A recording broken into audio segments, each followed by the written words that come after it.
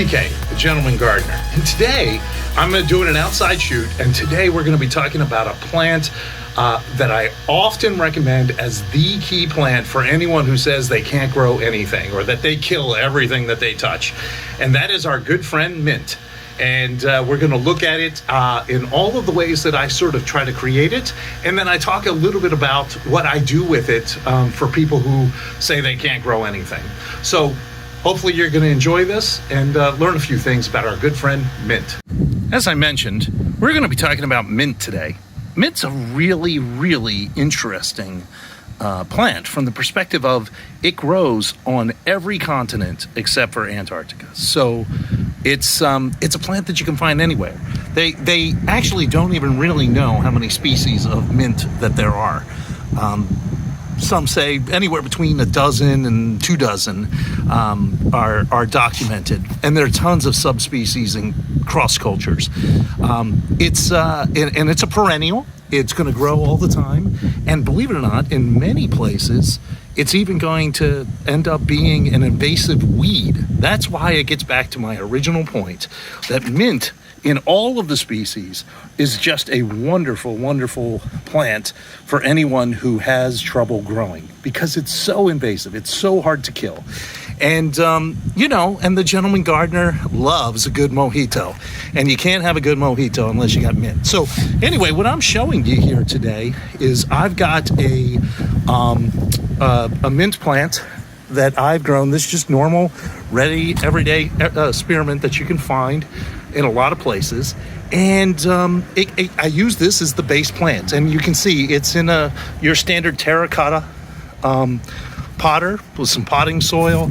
I water it every day. That's the one thing I would tell you. For perfect growth, I try to make sure that I water mint plants and all herbs really on a regular basis. I don't just drown them and forget about them for 2 or 3 days. I actually try to water them, I would say, every single day. If you're not around, you can use a timer to do it. Or, honestly, if you miss a day or two and it starts looking dried up, water it. Get right back in the game and you're going to be just fine. So anyway, this is a mint. And what I'll do is I'll take cuttings off of it and I'll actually ship those cuttings to people so that they can have them. And so let's talk about what that next. As I mentioned, you can take cuttings, and this is a cutting off of that base mint plant that I just showed you. This is a cutting I took maybe a week ago, maybe 2 weeks ago, really, probably by now. And I've got it in my standard hydroponic sort of system that I have mentioned in other videos. I'll put a little link at the bottom for you so you can find some of those videos where I talk about using watering cans. Now, what I've done is to make this kind of look good, I've spray painted the watering can, but this is an old milk jug. Really is what I've got here. So I spray painted the milk jug, got my hydroponic solution below, and look at all that root growth that I've gotten. All of that root growth in just a couple weeks.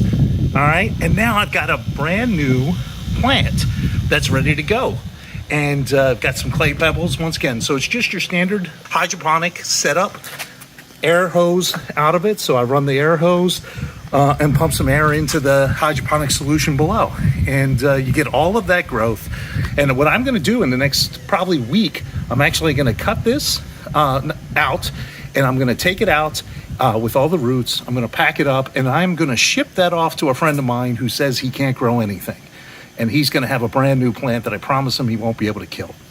I hope you enjoyed learning about that invasive weed they call mint. It's an herb. You cannot kill the thing. You have got to work hard to kill mint, and it's a perfect perennial for anyone that wants to get into gardening. So this is TK, your Gentleman Gardener. Enjoy your week.